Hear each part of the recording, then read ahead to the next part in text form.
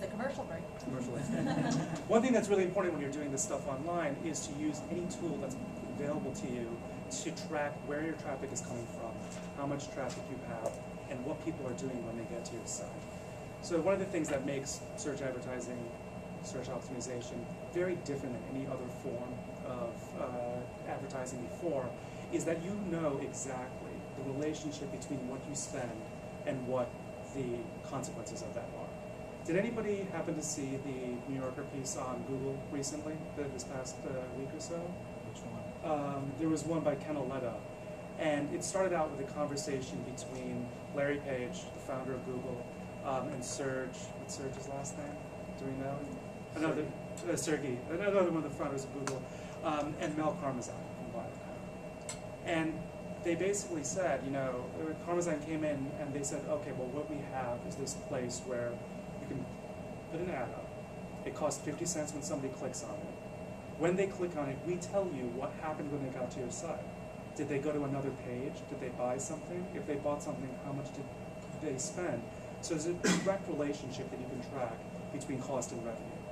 Karmazin didn't like this idea at all. He said, you know, you're screwing this up. You know, I don't want people to know exactly how much money is related to the Super Bowl ad that they're putting on the networks. I don't want them to know exactly how much that billboard brings back for them.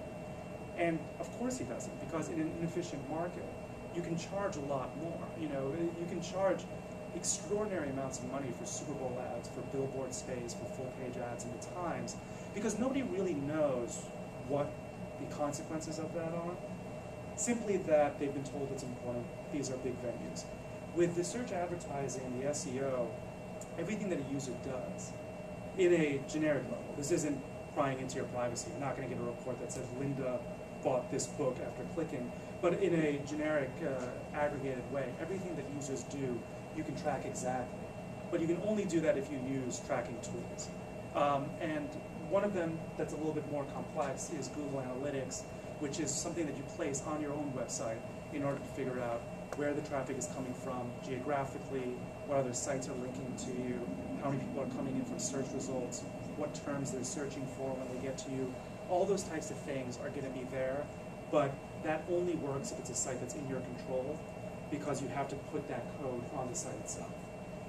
A really interesting new thing that's happening now is the way that URL shortening applications are allowing you to do a lot of that same stuff. So do you guys use URL shorteners with Twitter? What are some of the apps you use for that? Okay, TweetDeck. A number of those applications, Bitly is the one that I've been using, have analytics with them.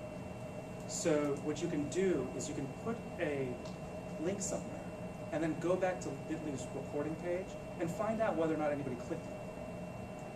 So I did theater reviews for Flavorville for a little while, and I used to put them on my Facebook page, and I now know that my friends don't click on my links because I got like 6 responses from everybody actually reading the reviews. But you know, that's the idea, that you actually know exactly what's happening.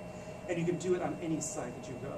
So if there's anything that you guys do immediately as a result of listening to all this stuff, make sure that anytime you put a URL out, you know, that you're sending out a link. Don't do it in paper. You know, if you're giving somebody something, you want to do as we had on this card, clickable/guru guide. You want to keep it readable and memorable. But if you're sending emails, if you're sending out press releases, if you have things on websites, if you're putting stuff on Twitter and Facebook, absolutely use one of these tools that has analytics associated with it, because then you can start to hone your next campaign based on the results.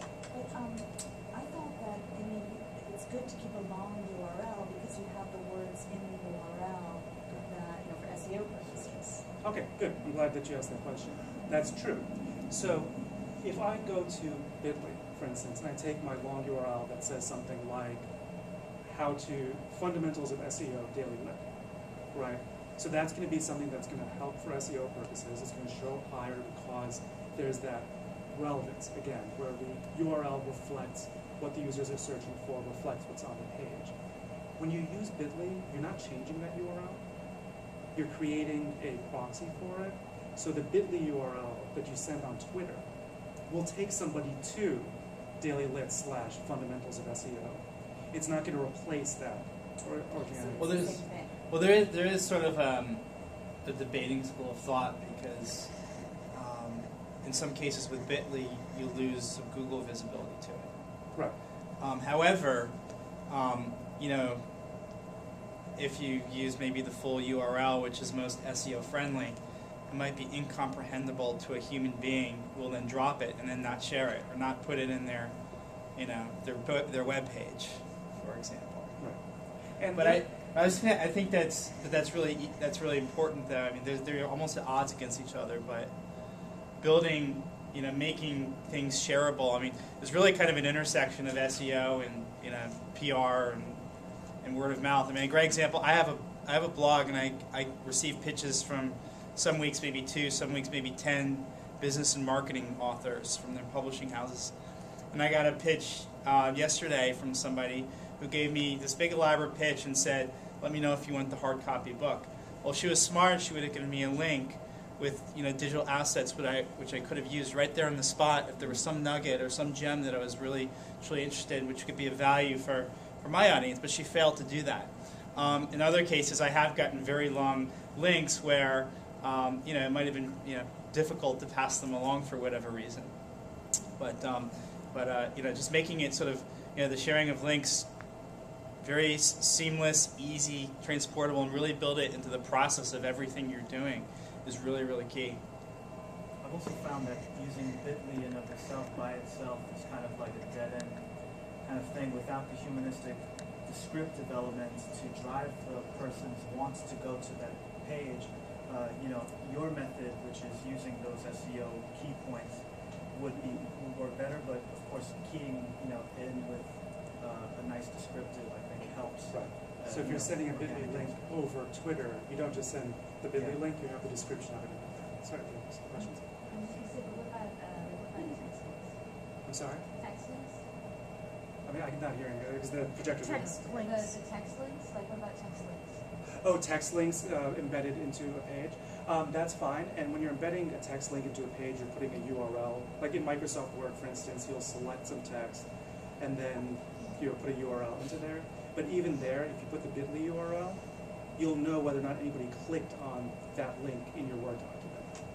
So all the Bitly URL does is basically stand in between your actual URL and what you're putting on the document. You're not actually changing anything. But if you went on and put randomhouse.com/kids as the URL, you have no way of knowing, unless you have analytics set up, which you can do for your own sites. But let's say you were trying to promote something on publish a review on the New York Times. You have no way of knowing if people are actually clicking on that link, if that's an effective way to communicate, if you just put nytimes/whatever as the link that's embedded within the text. If you embed the Bitly link instead, then you'll be, within a week, you'll know how many people opened my press release. Of the people that opened it, what percentage clicked on the links? Did they click on all the links? Should I only use one next time? Those types of very, very precise questions are things that you can start to answer. Curious. Sorry, I think Gretchen. Sure. I use Bitly, but I've never done the reporting. Do you go to the Bitly site and then enter in that particular piece URL, short URL, and then it gives you a report? Or Yeah. how do you actually access There's it? two ways of doing it. If you go to Bitly's site, you can either use Bitly without signing up, where you just enter a URL and you get a shortened version and you use it, or you can create a Bitly account. And if you create an account and then you use that for your shortened URLs, everything that you shorten while you're logged in is going to stay in your dashboard. You can always go back to see what the results are on that. Or like you said, if you've got a URL that you've created already, you can go into Bitly and say, give me more information about this. And it'll tell you who clicked on it, from where are they clicking on it.